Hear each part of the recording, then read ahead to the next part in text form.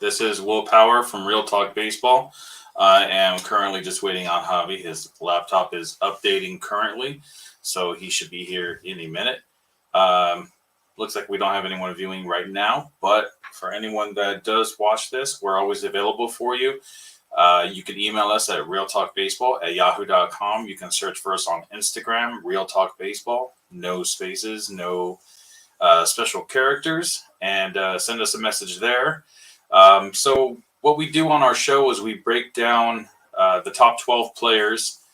We give our sleepers, our breakouts, our busts. Today we're doing the catcher position, but if there's a player that you want us to do a deep dive into, and he's not part of our current show, you just drop us a message, and we can take care of that for you. I can either privately message you, or I can add it onto the show for the following week. So Carlos is not available today. His work schedule changed. What's up, Jasper? Glad you can make it. So since he's not able to make it on Friday nights, we actually decided to do the show a little bit earlier. So I think every week we're going to start between 5 and 6 o'clock. Most of the time at 6, but today being St. Patrick's Day, happy St. Patrick's Day, everyone. We're actually going to do it a little bit earlier at 5 o'clock. So everyone's probably getting ready for their draft for their current fantasy baseball season. Again, if you guys have any questions, you can reach us at our email or Instagram page. It's realtalkbaseball@yahoo.com, and Instagram is realtalkbaseball. We also have our live stream here on YouTube and on Facebook Live as well. So if you go over to Facebook and you search for us, Real Talk Baseball, give us a follow, and you can send us messages on there as well.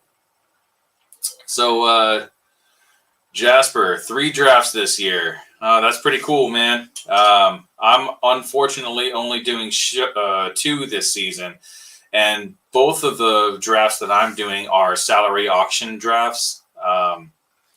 So unfortunately, I don't get to do ADP for myself. There's Hobby. Let's see. Hopefully. What's up, dude?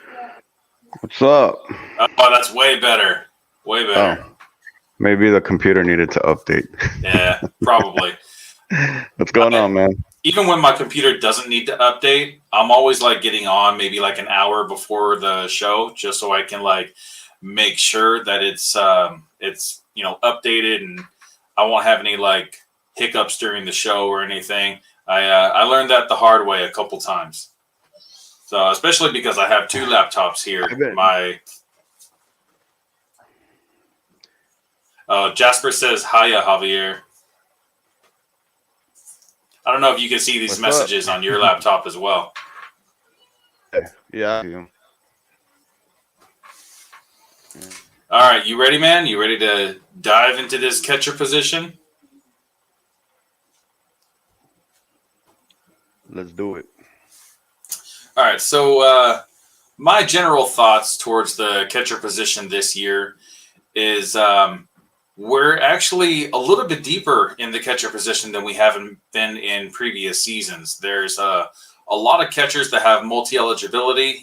We see guys like Dalton Varsho that has outfield and catcher. It's actually kind of similar to Kyle Schwarber was a few seasons ago when he was with the Cubs. When he came up with the Cubs, he was actually drafted as a catcher and then transitioned into the outfield later on when David Ross became the catcher of the Cubs.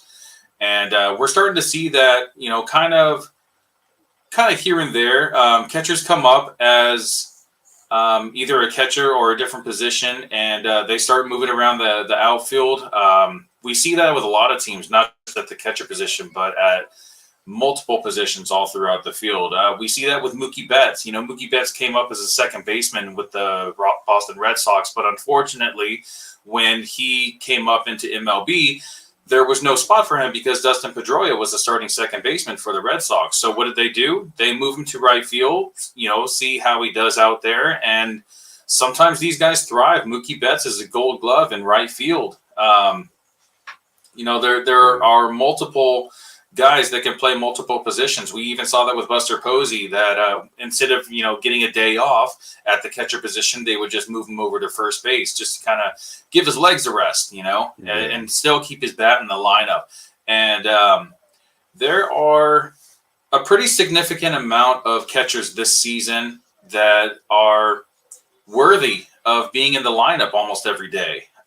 We actually have a pretty good group this season. So what are your general thoughts about the catcher position this season?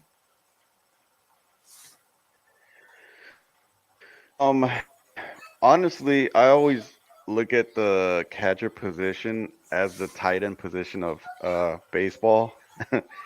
If you play fantasy football, then you know what I'm talking about. Like usually it's very difficult to find a legit catcher get you good batting average, a good amount of home runs, good amount of doesn't strike out a lot. Your typical all-star catcher. This looks it looks promising. A lot of these guys, I would say maybe like in a year or two, they'll garnish a lot of it early in the rounds of fantasy baseball. But for me, it's probably a position that I would be looking for maybe mid rounds. I would say don't miss out on you know on somebody that could potentially break out throughout the season.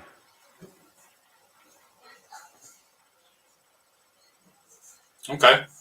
Um, so let's go ahead and jump into ADP. The first catcher that we see getting taken off the board is JT Realmuto. JT Realmuto has actually been the number one catcher going in fantasy leagues ever since Buster Posey was not, that MVP caliber player that we used to see. Buster Posey back in the day actually used to go in the first round.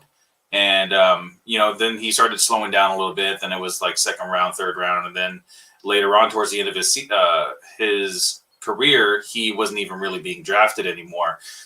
So we are not there yet with JT Realmuto, but honestly, I can kind of see in the coming years, maybe 2-3 years from now, we can see JT Realmuto kind of falling off. He's 31 years old, which is actually a little bit old for a catcher. So they do start to slow down a bit.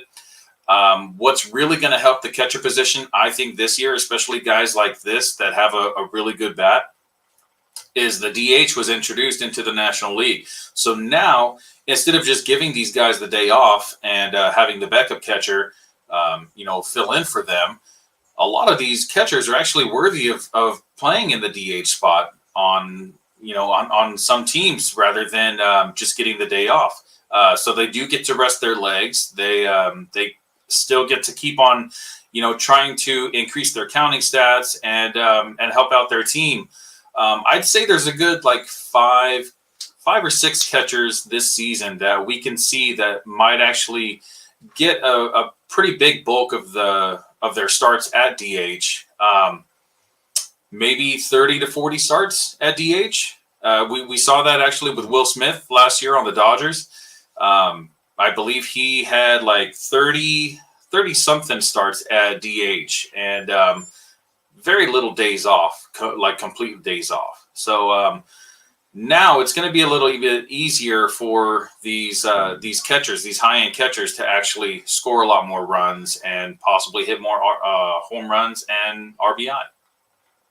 So JT Realmuto going number one at the catcher position. His current ADP is 35. So that's right at the end of the third round, beginning of the fourth round. So I completely agree with this one. I don't see any signs of JT Realmuto slowing down yet. His sprint speed is still really good. He still has some decent pop in his bat. Last year was actually the best we've seen from JT Realmuto. He had his best career year so far. One of the reasons why I think that is why I think that he actually took a step up is because Bryce Harper ended up getting injured mid-season, and I feel like JT Realmuto kind of like took up that like captain role, the leader role that Bryce Harper kind of held in the clubhouse. He's the one that really like led the team to the World Series, led the offensive team to the World Series. He was a major part of that team, still is a major part of that team. Last season, he hit 22 home runs and had hit a career high 21 stolen bases. Yeah, that's incredible, especially from a catcher. For a catcher. Dude, in a categories league or in a roto league, that is so valuable. You know, it's That's really insane. hard to find stolen bases. Maybe a little bit easier this year with the size of the base increase. That's what I was going to say. Yeah. So I'm going to give you a little bit of a trivia. So how many catchers in MLB history, including JT Realmuto, have had a 2020 season, 20 home runs and 20 stolen bases? How far are we going back? Let's say MLB history, as long as they've been counting stats. I know you don't know, but let's take a guess. Trying to think of another fast catcher. Yeah, because there hasn't really been a lot, right? Yeah, exactly. Damn, that's tough. Shit.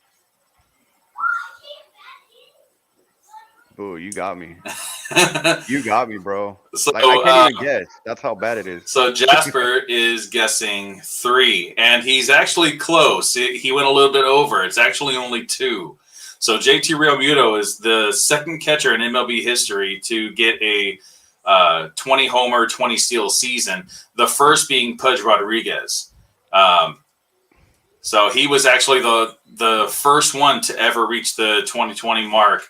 And we actually saw his son, Pudge Rodriguez's son, pitch a couple seasons ago. He's not like a high-end pitcher, in the last couple seasons or whatever, but he did play on the Giants. I don't know what team he's on now. He's kind of like on the back burner now. I believe he was a starter for the Giants, and now he's a relief pitcher. I don't know if he's still with the Giants or not, but it's crazy to see how you can see like Pudge Rodriguez. Like everyone knows who Pudge Rodriguez is, right?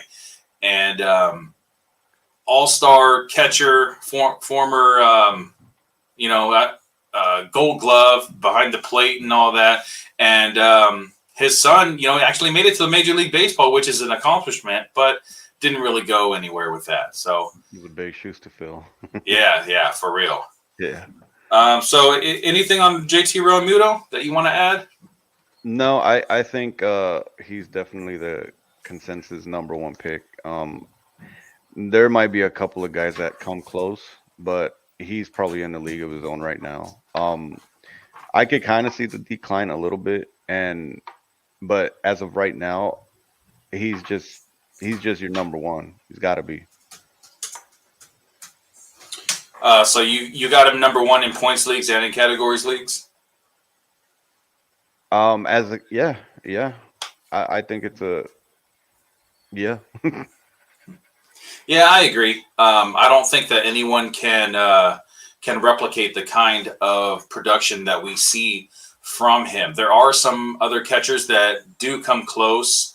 We've got some power in some lineups from the catcher position. We have really good lineups out there where there's a lot more chances of runs and RBI. But because JT Realmuto is so good, he actually hits in the top of the Phillies lineup as well. So it's not just that he's a good hitter. He's also getting a lot more opportunities, a lot more at-bats, a lot more plate appearances. And he doesn't strike out that often.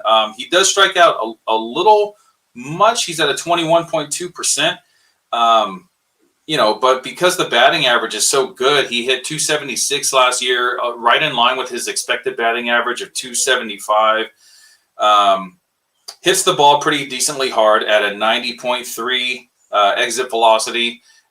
So in a ballpark like Citizens Bank, that's known as a hitter's ballpark, we're going to see JT Realmuto continue to hit a lot of doubles, a decent amount of home runs.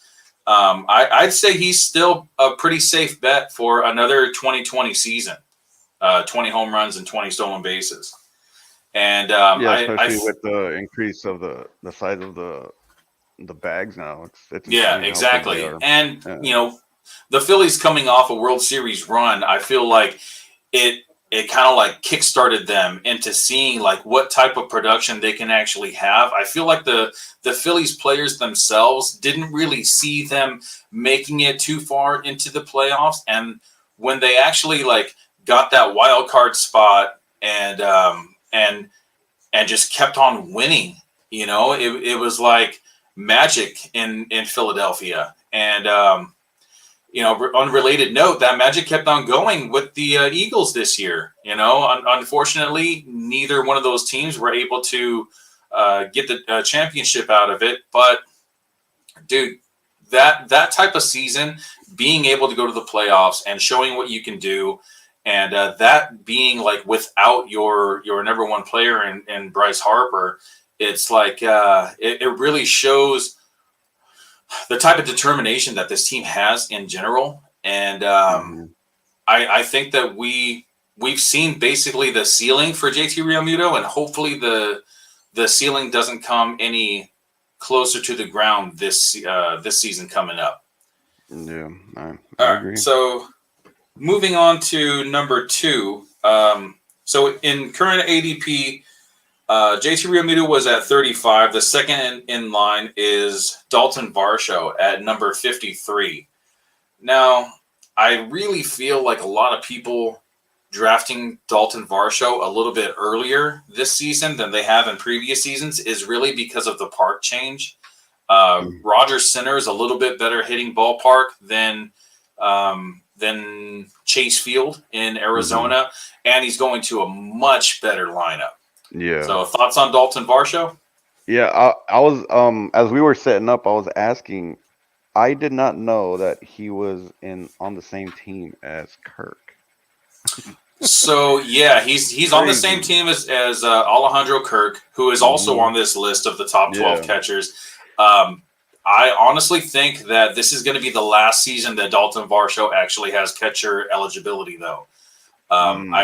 Toronto Blue Jays are looking at Dalton Varsho to be their starting left fielder from now on. He's a young dude. He's only 26. He has some good legs on him. Last season, he had 16 stolen bases. So just like JT Realmuto, he actually he has some speed out there on the base paths, which he's shown in the outfield as well. Decent pop in his bat, 27 home runs. So 27 home runs and you're hitting for the Diamondbacks. What type of ceiling can we see for him playing in Toronto? Being in a better lineup. And a better lineup. Yeah, playing in Canada, playing in the thinner air, without the detriment of the humidor at Chase Field. The Diamondbacks had the humidor installed at their stadium a few seasons ago, and we saw a pretty drastic drop in home runs after that happened. So now, him moving over to a really good lineup, he's joining guys like Vlad, Bo Bichette. There's so many good guys in the lineup that he's going to be hitting around. I don't know what the projected lineup is for him because, he's going to a new team. But because of the powerhouse that the Blue Jays are, they might actually they're contending for the number one spot in the AL East this season. That's for sure. They're trying to knock Houston off their ass, and hopefully they can. I'd love to see Toronto win the pennant this year and possibly go to the World Series. That'd be awesome. They got so much. They got so many young guys on there, and they've kept that nucleus together for a while already. I feel like last year they probably underperformed a little bit, but that team is exciting, dude. That team is exciting. Yeah, honestly, I thought they were going to make it a lot further in the playoffs than they did. Yeah, I did too. But those damn Astros, man, they keep on winning. Fuck them guys. Right, exactly. So in my personal rankings, I don't have Dalton Varsho as number 1. I understand, 27 home runs. That's amazing. 16 stolen bases. Now, the only thing that I worry about with Dalton Varsho moving over to Toronto is they have depth where the Diamondbacks did not. You Mm-hmm. know, Varsho played catcher and left field last season with the Diamondbacks, and we saw that because the Diamondbacks desperately needed him in their lineup. Now, going over to the Blue Jays, you have Brandon Belt that was just signed, and he's going to be probably the one of the primary DHs for the team, along with Vlad probably getting some starts at DH and kind of Alejandro Kirk. Alejandro Kirk is probably going to play DH a lot. They actually have two catchers as well, in addition to Dalton Varsho. The third one being Danny Jansen, who, Mm-hmm. if Alejandro Kirk wasn't on the Toronto Blue Jays, Danny Jansen would definitely be the number one catcher on that team. So unfortunately, he's not going to be in the top 12, as a lot of people thought that he was going to be, something big. He was a top prospect in the catcher position, and he just didn't pan out the way that a lot of people thought. I actually had him as a sleeper last season, but Mm-hmm. now with what we saw from Kirk last season and Dalton Varsho joining the team, Brandon Belt joining the team, I just really think that we're probably not going to see anything from Danny Jansen, anything close to what we thought we were going to. Yeah, there's definitely a lot of depth. You don't really see um a catcher position that deep, because even then, Jansen's not a bad catcher to have on your bench. But you got Kirk and you got Varsho, like studs, man. Like Yeah. at that Now, position, yeah, if Alejandro Kirk, if for some reason he gets hurt or something, we could definitely see a lot more at bats coming for Danny Jansen. So that's definitely one to keep an eye on. If yeah, you hear about any injuries for Alejandro Kirk, just quickly go and grab up Danny Jansen as fast as you can. yeah. So he is Dalton Varsho is the number 2 catcher going off the board at ADP 53. So my personal number 2, who's only going about 5 or 6 spots after Dalton Varsho, is Will Smith for Los Angeles Dodgers. Yeah, Will Smith, I really think he's going into his age 27 season. And what do I always say about age 27, man? manpower, He's gonna hit that man strength season, man and strength. 24 home runs last season. I really think that we haven't seen the best of Will Smith yet. I feel like his ceiling is just so much higher, and we've seen him progress as a rookie. Coming into this season now, he's going to be hitting in the 3 hole in the Dodgers lineup because of the guys that the Dodgers kind of just let go. Trey Turner ended up going to the Phillies, and Justin Turner went to the Red Sox. So that's already 2 guys that were higher in the lineup. We're used to seeing Will Smith bat 5th or 6th in the lineup. Now we're actually going to see him hit number 3. Well, that's at least the projected lineup. Behind guys like Mookie Betts and probably Freddie Freeman. So those are going to be the 1, 2, 3 punch. And then guys like JD Martinez and Max Muncy hitting behind Will Smith. Lots of run opportunities and lots of RBI opportunities. So I actually have Will Smith as my number 2 catcher going right before Dalton Varsho. The ADP doesn't reflect that.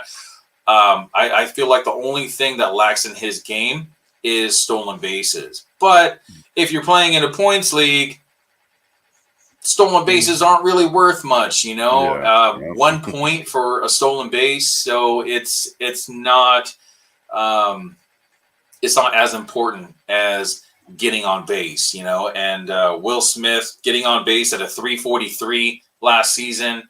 His batting average was kind of low. It was at a 260 with an expected batting average of 257, so right in line right there. He didn't really have much good luck in batting average, but he didn't have any bad luck either. Almost 100 points higher, his OBP. So the Dodgers know how to take walks, man. yeah. We've seen that from Max Muncy and Justin Turner and all these veterans from the Dodgers lineup for years. And Will Smith is right in line with them, man. they take those sabermetrics really into account. If Yeah. these guys know that they can't hit an outside pitch, they don't swing on it. If they know they can't hit an inside pitch, they don't swing on it. So got some good coaching and some good things happening in the Dodgers lineup, as we've seen from past seasons and seasons to come. So, so we've gone through 1, 2, and 3 so far: JT Realmuto, Dalton Varsho, and Will Smith. So, I have Realmuto, Will Smith, and then Varsho. Any thoughts on that? No, you took the words right out of my mouth, dude. I would definitely put Will Smith as a number 2. I just think he's so clutch, man. Like when you need a hit from this guy, he hits. If you need him to get on base, he'll get on base, whether it's a walk, whether it's a hit, whether it's a freaking bomb in the bottom of the ninth. We've seen what the guy can do. Oh yeah. I wouldn't be surprised, in the next year or two, he takes that number 1 spot from JT, man. Honestly. Yeah, I would not be surprised either. Surprised at all. And another thing that I really love about Will Smith is his power. He's a righty bat, and his power comes off of righty pitchers. So he sees righties and lefties very well, but his power swing comes off of that inside pitch, and he just bombs it to left field, dude.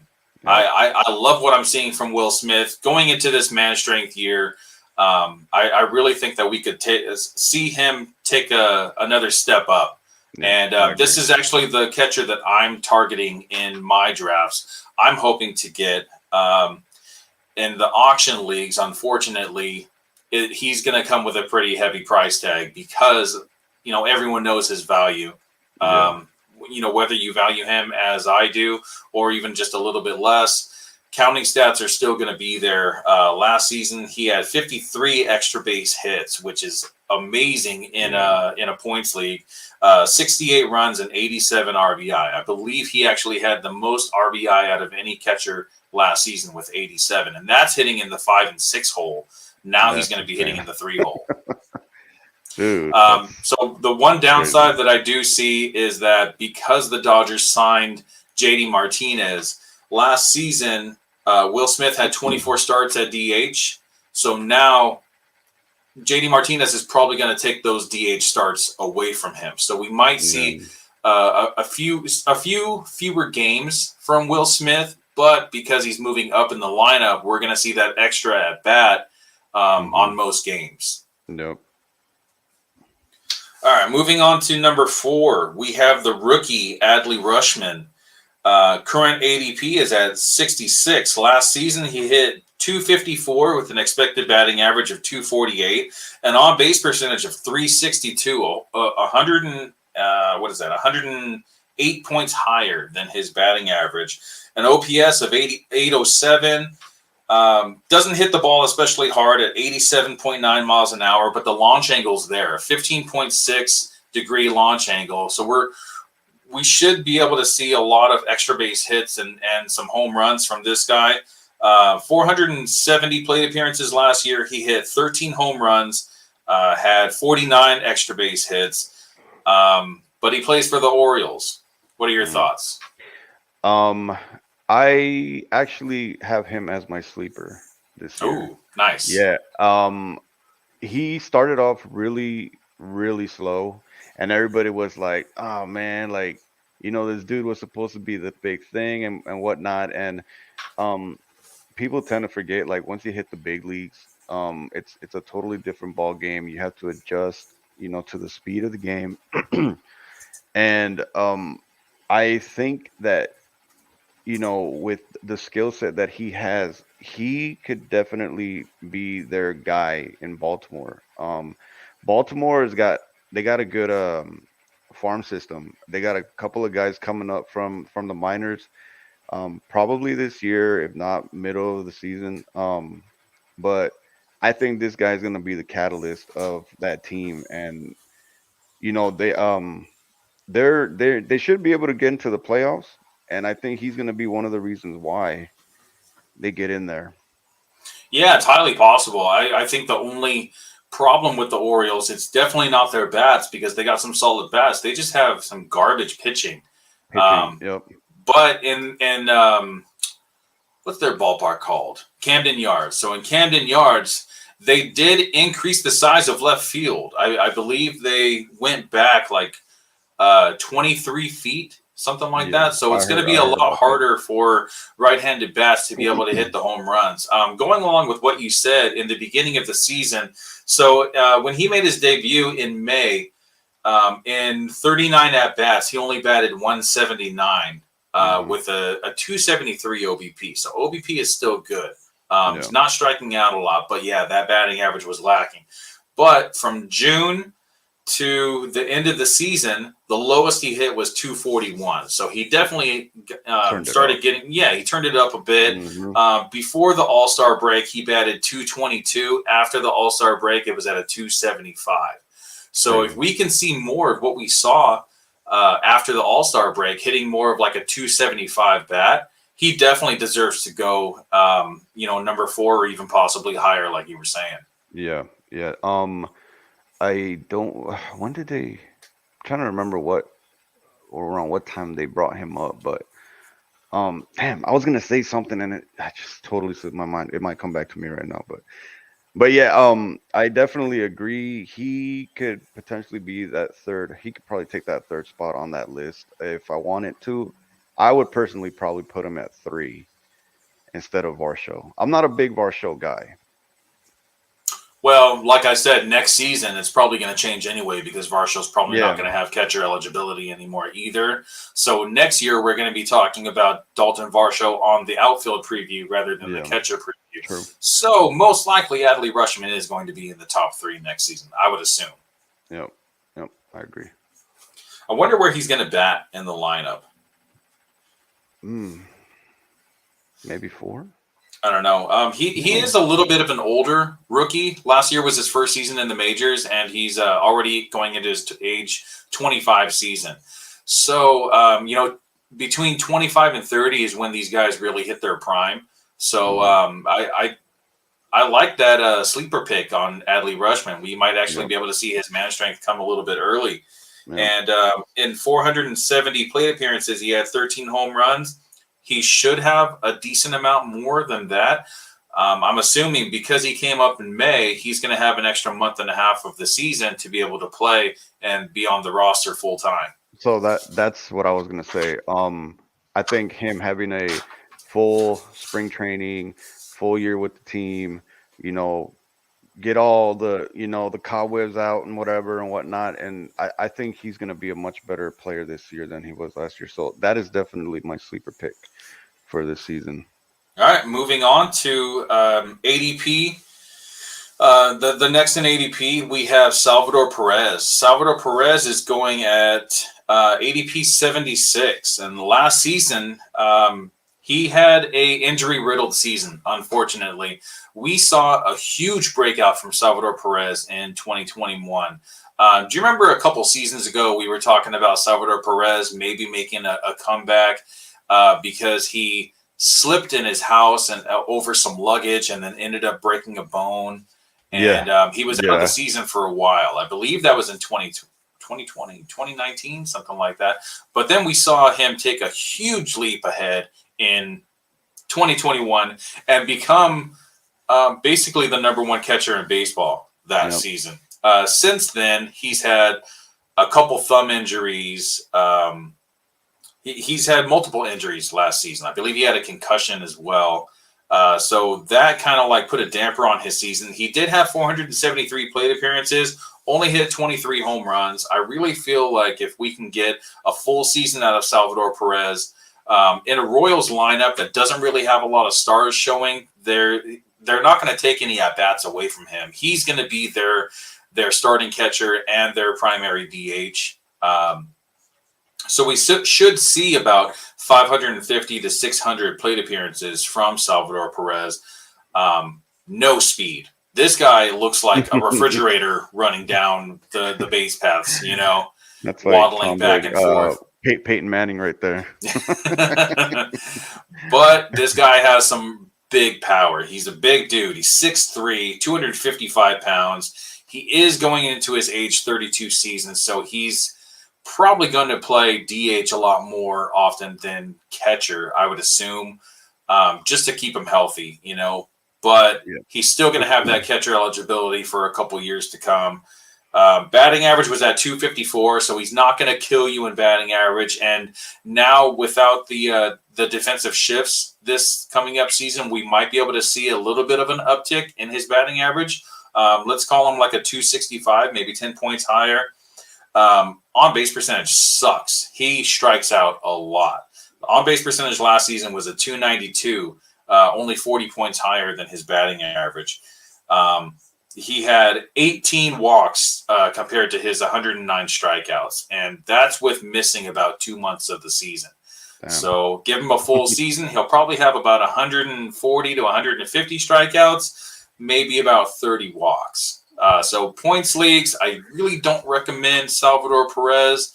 I think that he'll definitely hit you some home runs once in a while, but he's not in the greatest lineup. So a lack of runs and RBI opportunities for him, and just no speed on the base path. So that's another reason why his run production is probably going to suffer as well, since he's not a very good base runner. He'll hit some singles, some doubles, won't get any triples. I can almost guarantee that.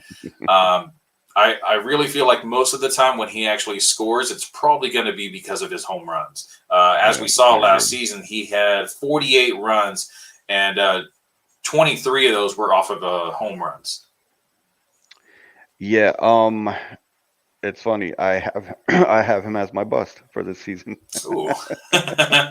Nice. I'm all talking Yeah, shit about Salvador Perez, and then you come up with the bust. no, I feel like last season with all the injuries coming, I think I kind of see it as his decline. You know what I mean? Um, he's like one of your older catchers. But the fact that he started to get injured is concerning. Yeah, he's a big dude. Yeah, he can probably get you a bunch of home runs, but with everything that you said, it just tells me that he's probably on a decline for me. He's got MJ Melendez knocking at the door. And that was one of their prospects. That's one of their guys that, you know, they're banking on after Perez. So um if I feel like if he doesn't give you like a good season this year, you might see more of Melendez. Um Either this season, maybe, who knows, depending on if Perez can stay healthy. Yeah, I think if Melendez can show up and show what everyone's expecting from him. Now, he's Yeah, on this top 12 list as well. yeah, So yeah. we are expecting a lot from MJ Melendez. And, both of them kind of have the same downside with the lineup factor and the ballpark factor. It's not the greatest ballpark to hit in either. But I think Salvador Perez, because of his power that he has in his bat, is definitely going to keep him in the lineup at least this Hmm. season. Probably going to play more DH, especially with, like you said, with MJ Melendez knocking on their door. Yeah, yep, I agree, man. All right, moving on. That was Salvador Perez at ADP 76. The next in line, we have Wilson Contreras going at ADP 105. Wilson Contreras, big lineup upgrade, possibly a park upgrade. I mean, playing in Chicago for so many seasons, you got the wind blowing in, you got the wind blowing out. You never know. It's always day by day what we see with the wind factor in Chicago. I'm sure Jasper, who's watching, knows all about that. Being a White Sox fan, it's the same. That they don't call it the Windy City for nothing. Yeah, So he was a benefactor of some good luck, and he was the benefactor of some bad luck. So we'll see what kind of season he can actually put together in St. Louis. I really believe that they're looking at Wilson Contreras to be their next Yadier Molina. Now, there's no way that anyone can live up to those shoes. Yadier Molina yeah, is going down as one of the greatest catchers ever ever. defensively. But offensively, Wilson Contreras is a much better hitter than Yadier Molina is. Yadier Molina, I remember in his prime, he was a solid, close to 300 bat. Didn't really have a lot of pop though. Wilson Contreras is kind of the opposite of that. He has much more pop, and he's not really a batting average specialist. Last season, he batted 243 with an expected batting average of 256, but his on-base percentage is about 100 points higher. So he does take some walks, had 45 walks compared to his 103 strikeouts, 22 home runs in Chicago. So I don't really see him either downgrading. I don't see him downgrading at all, moving over to St. Louis. Somewhat of a lineup upgrade. So possible more run and RBI opportunities for him. But I really think that we've seen the best of Wilson Contreras. He's going into his age 30 season, and I think he just is who he is. A solid 250 to 260 bat with about 20 home runs. Any thoughts on Wilson Contreras? No, I agree. Maybe the part upgrade might help a little bit, but every season you've kind of seen the same production from him.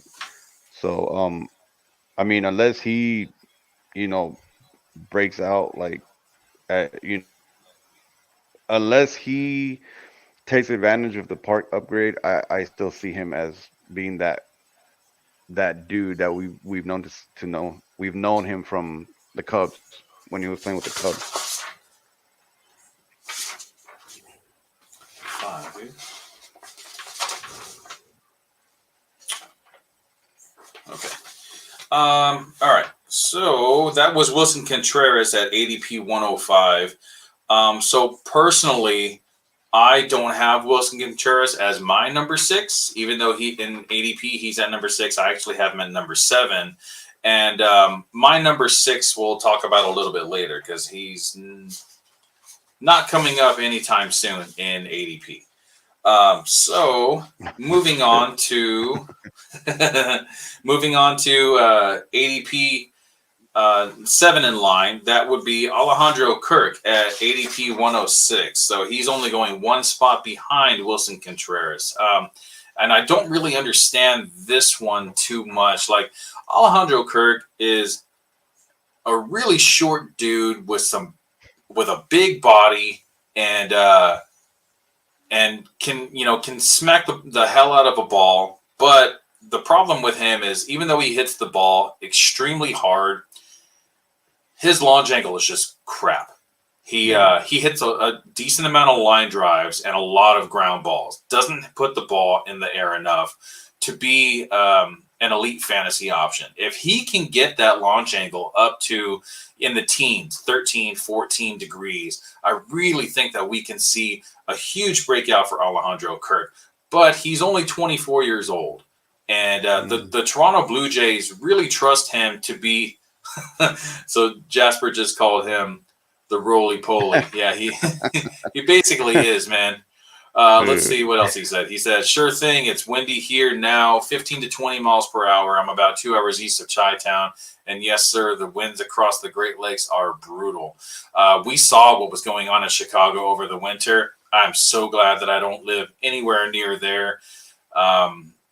The world is crazy right now, man. I don't know if it's global warming. I'm not a scientist. I'm not putting my thoughts out on that at all. I just think that crazy times are here, and I don't think that there's going to be any kind of stop to that. I think the weather is out of control.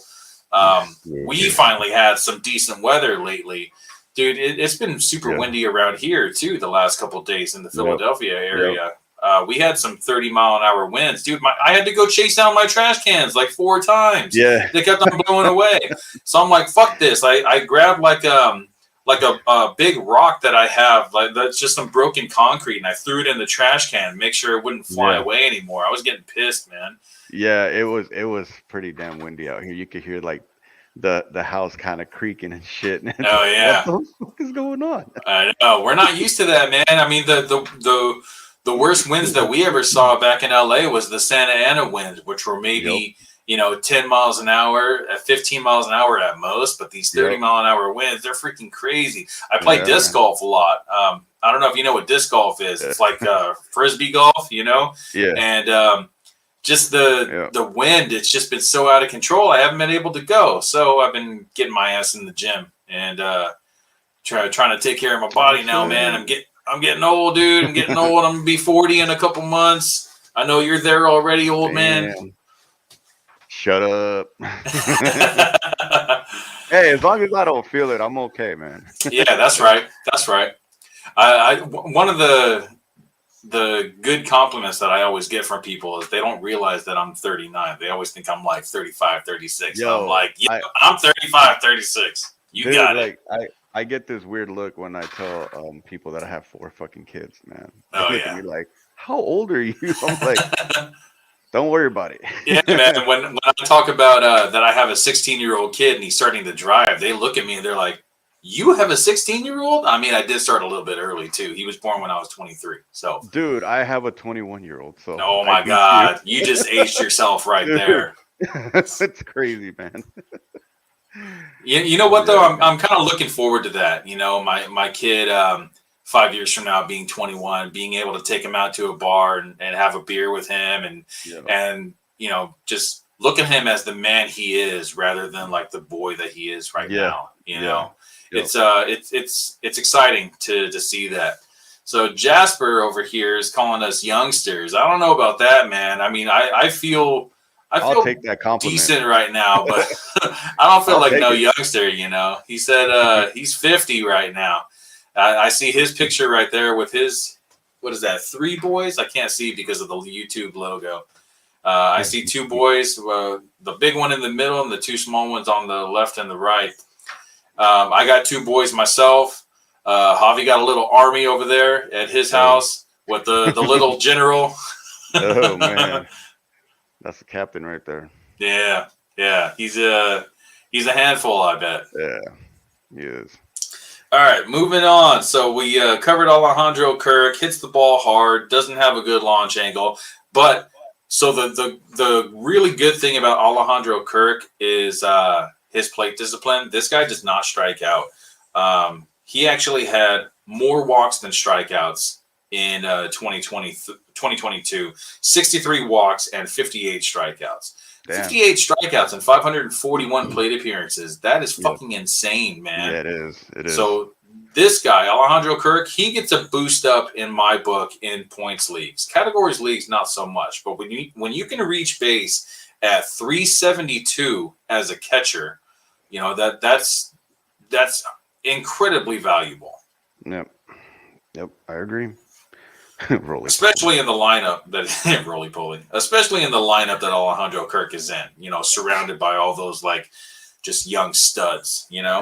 All right, moving on to next in ADP is the guy that we kind of mentioned a little bit earlier, MJ Melendez, going at ADP number 12, which is about 6 spots behind Alejandro Kirk. So if you're starting to notice this trend, it kind of all started with Wilson Contreras.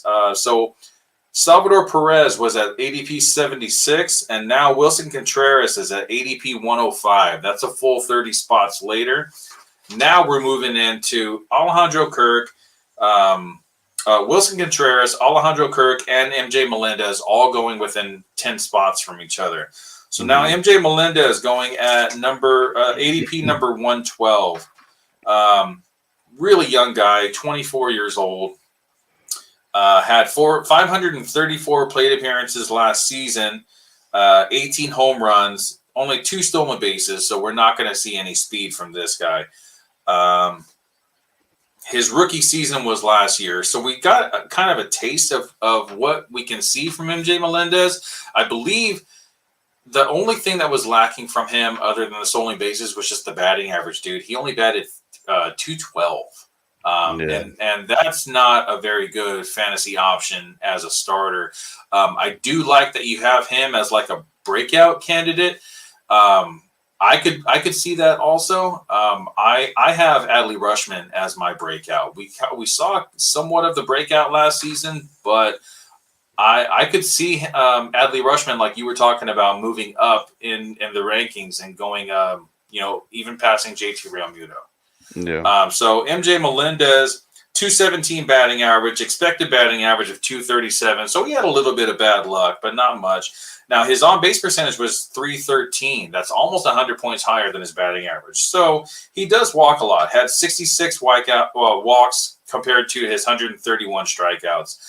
Has some decent pop. 18 home runs. Had 42 extra base hits. So he didn't play a full season last year. He came up a little bit after the season opened. So he'll have a few more at bats this season. Thoughts on MJ Melendez? Any more Um. thoughts than what you've already said? Well, I think I don't have him as my breakout. He could potentially break out. Um, and I feel like if he wants to prove that he can take the mantle away from Perez, it would be this season. I know he's young, but if if he wants to take over Perez's spot, I think this season would be a good way to start. Um, you're right, like the batting average isn't very attractive. But other than that, I think his skill set um it'll show that he can he can be that guy once Perez, takes a seat. So pre All Star break, MJ Melendez hit 217 with 9 home runs. Post All Star break, MJ Melendez hit 218 with 9 home runs. So we basically saw the same the same guy before the All Star break that we saw after the All Star break. So I don't know if we're really ready to see the breakout from MJ Melendez yet. It's highly possible because of the Yeah. skill set. I think he needs a little bit more tutelage from Salvador Perez. Yeah. I really feel like Salvador Perez is the type of mentor that could really help MJ Melendez. So I'm really glad those two are on the same team.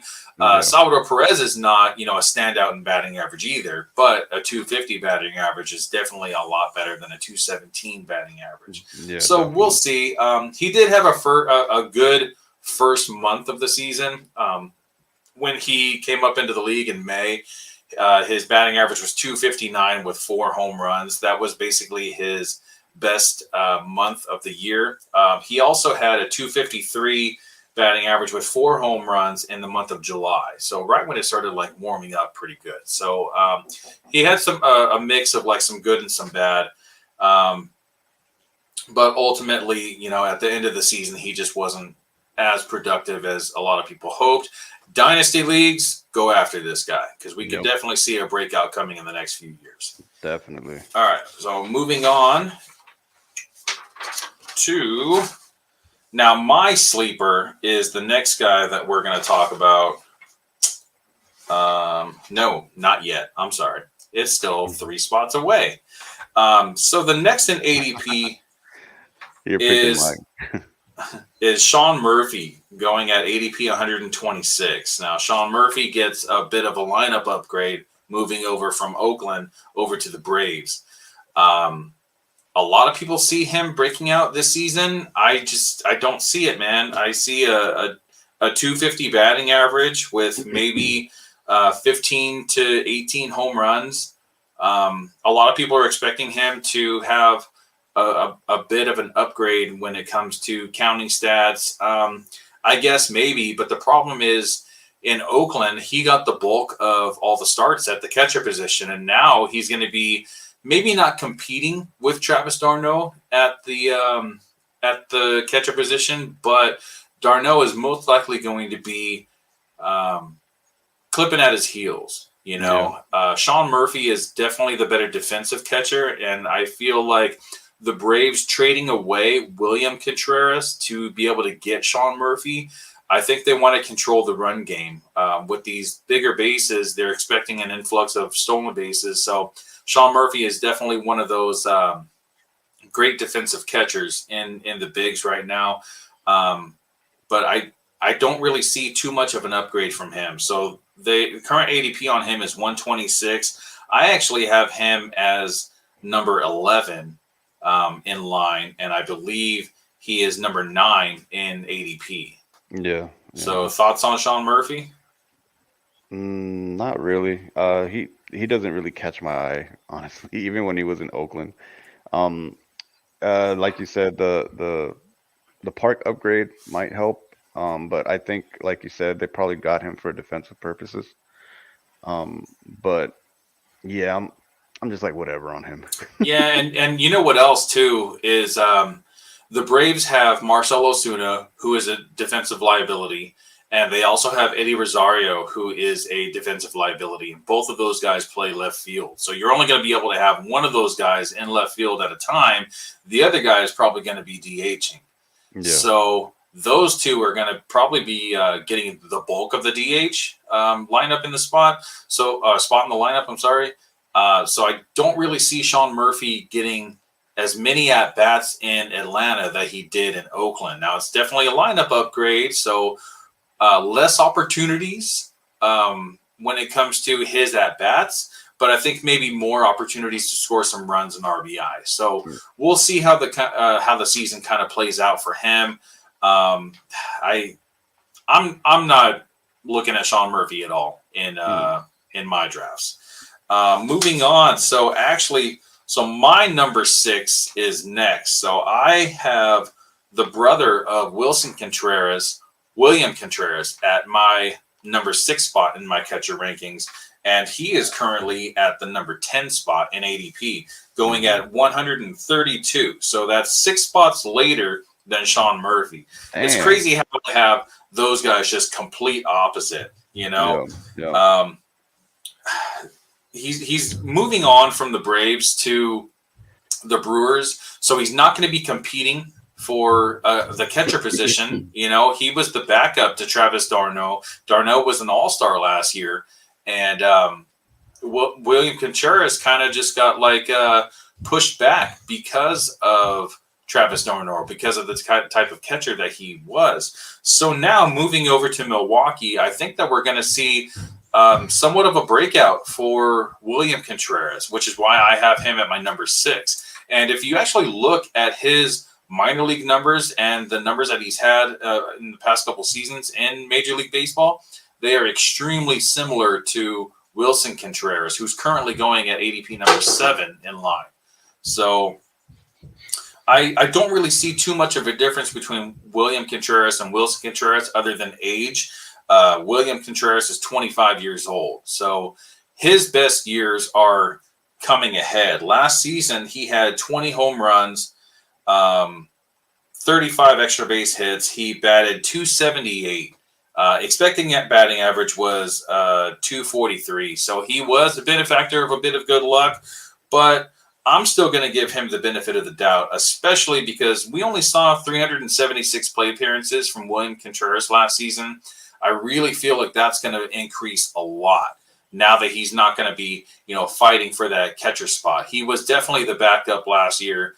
He's going to be the starting catcher this year. Yeah, he's the guy. So he is the guy. He's the guy. I think it's going to be somewhere between 500 to 600 plate appearances. So a lot more opportunities to just do what he does.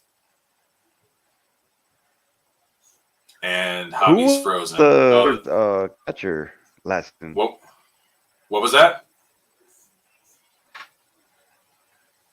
Who was the Brewers catcher last season?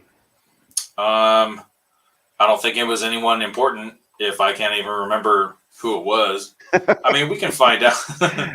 Yeah. I'm gonna look it up real quick. If you want to say anything about William Contreras. That's what I was getting to. The fact that he doesn't have anybody. Victor Caratini. Yeah, exactly. Exactly. So now Victor Caratini is definitely going to be the backup for William Contreras. Yeah. So now that he doesn't have anybody basically trying to, take in his way the catcher spot. Yeah, he has a clear path to do what he's got to do. You know what I mean? Yep. So I like that you got him up there that high though. I do, man. He's actually my sleeper. Going at ADP 132. Oh, okay. That's really late, man. I think he should be going closer to um, probably like in the early 100s. So he's going about 3 rounds Mhm. later than where I would personally draft him. All right, all So right. I really like him. Hits the ball pretty hard, 90.4 exit velocity on average. Even with his very low launch angle of 6.1 degrees, he still had 20 home runs last season. You know, Yeah. um, now hitting in a extremely favorable ballpark with the Brewers, I think that we could possibly see an increase in home runs as well, possibly 25. You know, those hard hit line drives can still go out too. Yep. Yep. I like that pick. All right, and now moving on to the number 11 at ADP, going at 166, we have Tyler Stevenson of the Reds. So Tyler Stevenson was kind of an afterthought. This season he's going super late in drafts. Um, Last season he only had 6 home runs, but he only had 183 plate appearances. But he had a concussion. Um, so let's see. I have it here. On April 20th, he had a concussion. He was out for 2 weeks. On June 10th, he had a right thumb injury. He was out for a month. He came back for 2 weeks, and then he injured his clavicle, and then he missed the rest of the season. So Tyler Stevenson was kind of poised to be a breakout last season. Everyone thought that he was going to, take a big leap ahead, but unfortunately, 3 different injuries kept him out for majority of the season. Only had 183 plate appearances. He's 26. He's a big freaking dude. He's 6'4", 225 pounds. Last season, he had a batting average of 319, which was heavily inflated. His expected batting average was only 260. So I could see a solid 275 hitter out of Tyler Stevenson, especially hitting in Great American Small Park. Um, Look Yeah. for him to get a lot of starts at catcher and probably a pretty decent amount of starts at DH as well, DH. because Mm. the Reds don't really have the best lineup. They lost a lot of their big power hitters, Jesse Winker and Nick Castellanos. They don't have the best lineup in the world, so that's going to be a little bit of a hit for him in the runs and RBI category, but even though he doesn't hit the ball especially hard, 87.1 miles an hour, uh, in Cincinnati, they actually have the number 2 ballpark when it comes to runs and home runs, right behind Coors Field. So it's basically a little league ballpark. Um, Launch angle's decent at 11.1. He does strike out a lot, but if he can hit a solid 270 with like 25 home runs, which I definitely think is in the realm of possibilities for him, I really think that this guy could potentially break out and is another sleeper of mine as well. 166 ADP. I think that's very late. I could definitely see him rising in the ranks after this season. He's a former first round pick, so they definitely saw something in him a few seasons ago. He's only 26 years old, so he's moving into his man strength years, moving into his prime. I could definitely see a big breakout for Tyler Stevenson coming soon. Yeah. Um. I. I'm not too familiar with Stevenson. I do remember that a lot of people were high on him. All them injuries, man. That sucks. Yeah. Hopefully he can stay healthy and we can see what he's got. Um. I actually. Well, go on with the last one. All Um. right. So the last Yeah. one that we have in our current ADP, going at 191, which is about 25 spots later than the former Tyler Stevenson, is Cal Raleigh. So now you're getting into like the catchers that no one wants. I really believe that the top 11 catchers are actually decent options, can be your starting catcher, and you should have no problems whether they're really going to help you, from guys like JT Realmuto, Will Smith, Adley Rushman, guys like that. Um, there's a lot of young possible breakouts and sleepers that we have on our list from 11 and up. I don't really think Kyle Rowley is one of them. Now, we saw him hit a bunch of home runs. He had 27 home runs last season in only 415 plate appearances. He does play in a really good lineup with the Mariners, but the Seattle's not really the greatest place to hit. 27 home runs, to be able to hit that in Seattle, that's pretty good. But I don't know. This is a all or nothing type of guy. His batting average last season was 211. Expected batting average was 216. On base percentage wasn't that much greater. He had 38 walks compared to his 122 strikeouts. It's really just the home runs that are holding him in the number 12 spot for catchers in ADP.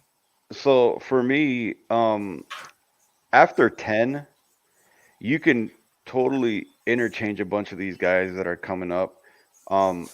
I personally like Keibert Ruiz. I have him as my breakout. Um, I know we haven't really seen his full potential yet, but I think, and he doesn't play on a great team, which kind of sucks. But they're really high on this guy, and the Dodgers were also high on him when they had him. Yeah.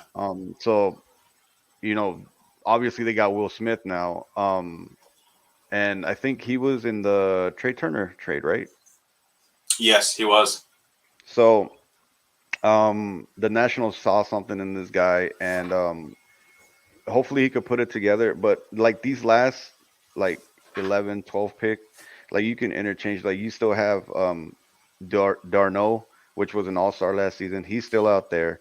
Um, Yeah, the thing with Darno, because Sean Murphy's going to be taking the bats away from him, I think that's going to be the problem with him. But if something happens to Sean Murphy, Darno is the guy, so he'll definitely rise up in the ranks. yeah. Also, What if, I mean, what I'm saying is like you still got a bunch of other guys that you can probably plug in at the number 11, number 12 spot. After Rally, I don't really know much about Rally, so I can't really speak on him. But there's a bunch of other dudes that are like even the catcher for the Mets, the guy that's coming up, Alvarez. oh You yeah, know, I mean, oh you yeah, still, you still got a bunch of young guys that are that are coming up, and so like the bottom of this list doesn't really wow me. Um, you can go depending on what kind of league you play in, fantasy baseball wise. You can take your pick out of the bunch that are after Contreras at number 10. You know yeah. what I mean? Uh, Before you even started talking about Keibert Ruiz, I was actually thinking I'd much rather have Keibert Ruiz over Cal Raleigh. Now, maybe in a categories league, that's a little bit different because of the home runs, because you can't really expect more than maybe 10 home runs from a guy like Keibert Ruiz. He doesn't hit the ball very hard. He's a contact specialist, so he's Yeah. going to put the bat on the ball a lot. But he puts the ball on the ground a lot, doesn't put it in the air a lot. His elite contact level is much more valuable in points leagues because he's going to get on base a lot more. It's going to be a lot of singles, a decent amount of doubles, but not much power, not much speed on the base paths either. So um, I still have Keibert Ruiz at my number 12. Who's only going right after Cal Raleigh anyway. So it's Yeah, really a yeah. wash between those two, depending on which one that you would rather take. Um, Both of them are pretty young, Cal Raleigh being 26 and Keibert Ruiz being 24. I don't understand why Keibert Ruiz just doesn't hit the ball harder. He's a big dude, Yeah. 6 foot, 220 pounds about, hits in a decent park. It seems like he just doesn't want to hit the ball hard. He's Mm. kind of like like Joey Votto-esque, where Mm, he just kind of like chokes up and just tries to make some solid contact on the ball, and that can work when you're playing in Cincinnati, because the yeah, ball just flies out there. But Washington, it's not the worst ballpark, but it's also not the best that's great. ballpark. Yeah, So, points leagues, I definitely like Caper Ruiz. I don't want him in a categories league. Not a lot of run and RBI opportunities, not a lot of home runs, no stolen bases. So, really, you're only getting batting average from that guy. right. I agree. Yeah, yeah, but I would definitely put him there at number 12 instead of Raleigh. Yep, I feel you on that one. Yeah. All right, so we are at the 1 hour and 10-minute mark in our show. I feel like we had a really good show today. We put out a lot of good information. That was our top 12 current ADP and, a mix of our personal rankings. If you guys have any questions about any positions, whether it's catcher, outfield, starting pitcher, whatever it may be, I know you guys have drafts coming up. You can ask us anything you like. Our email is realtalkbaseball@yahoo.com. You can also reach us at our Instagram. Just search Real Talk Baseball. Um, yeah, a lot of times we'll do a deep dive. We had this template that I came up with, so we can, really go into each player and kind of dig and see what they've done in past seasons and come up with our own personal projections. So if there's any players that you want us to break down for you, we'd be happy to do that as well. So I'm Will Power, and thank you for joining me, Javi. This is Real Talk Baseball, and we're signing out. See you guys next Friday. Later.